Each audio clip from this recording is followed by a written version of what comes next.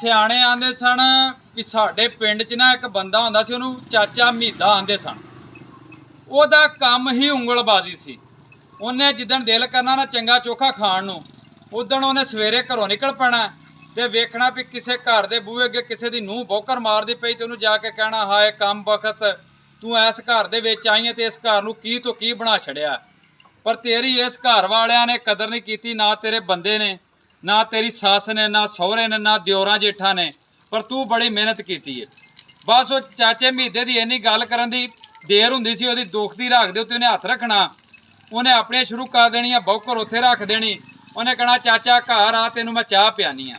ਉਹਨੇ ਤੈਨੂੰ ਚਾਚੇ ਨੇ ਘਰ ਵੜਨਾ ਤੇ ਘਰ ਵੜਦਿਆਂ ਉਹਦਾ ਬੰਦਾ ਵੇਖਣਾ ਤੇ ਮੰਜੀ ਤੇ ਬੈਠਾ, ਉਹਨੂੰ ਆਖਣਾ, ਕਮਲਿਆ ਇਸ ਤਰ੍ਹਾਂ ਦੀਆਂ ਜਨਾਨੀਆਂ ਹਰ ਕਿਸੇ ਨੂੰ ਲੱਭਦੀਆਂ, ਬੜੇ ਤੇਜ਼ ਨਸੀਬ ਹੋਣ ਤੇ ਇਵੇਂ ਦੀ ਬੀਵੀ ਲੱਭਦੀ ਏ, ਪਰ ਤੁਸਾਂ ਇਹਦੀ ਕਦਰ ਨਹੀਂ ਕੀਤੀ। ਇਹਨੇ ਇਸ ਘਰ ਵਾਸਤੇ ਬੜਾ ਕੁਝ ਕੀਤਾ, ਤੁਸਾਂ ਕੋਈ ਜੀਵ ਇਹਦੀ ਕਦਰ ਨਹੀਂ ਕਰਦੇ।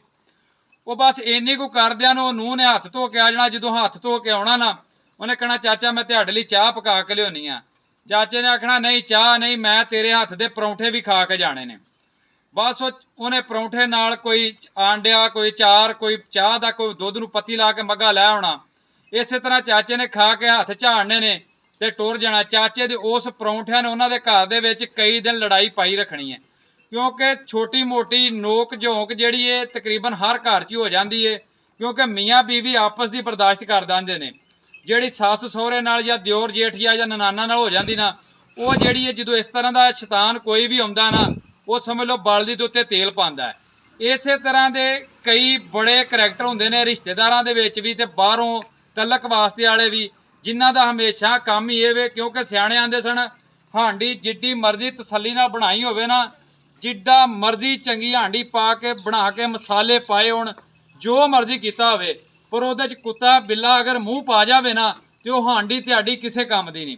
ਮੈਂ ਨਾ ਤੁਹਾਡਾ ਘਰ ਜਿੱਡਾ ਵੀ ਸੁਖੀ ਵਸਦਾ ਪਿਆ, ਜੋ ਕੁਝ ਵੀ ਤੁਹਾਡੇ ਘਰ ਚੱਲਾ ਪਾਕਦੀਆਂ ਰਹਿਮਤਾਂ ਨੇ, ਦੁਨੀਆ ਦੀ ਹਰ ਖੁਸ਼ੀ ਤੁਹਾਡੇ ਘਰ 'ਚ, ਪਰ ਇਸ ਤਰ੍ਹਾਂ ਦਾ ਕੁੱਤਾ ਬਿੱਲਾ ਸ਼ੈਤਾਨ ਜਦੋਂ ਵੀ ਤੁਹਾਡੇ ਘਰ 'ਚ ਆ ਗਿਆ ਨਾ, ਕਈ ਦਿਨ ਤੁਹਾਡੇ ਘਰ 'ਚੋਂ ਲੜਾਈ ਨਹੀਂ ਜਾਣੀ।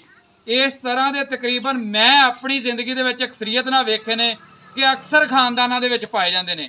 ਤੁਸੀਂ ਵੀ ਮੈਨੂੰ ਇਹ ਗੱਲ ਦੱਸਣੀ ਵੀ ਤੁਹਾਡੇ ਖਾਨਦਾਨ ਦੇ ਵਿੱਚ ਵੀ ਇਸੇ ਤਰ੍ਹਾਂ ਦੇ ਸ਼ੈਤਾਨ ਕੁੱਤੇ ਬਿੱਲੇ ਹੈ ਨੇ ਜਾਂ ਨਹੀਂ।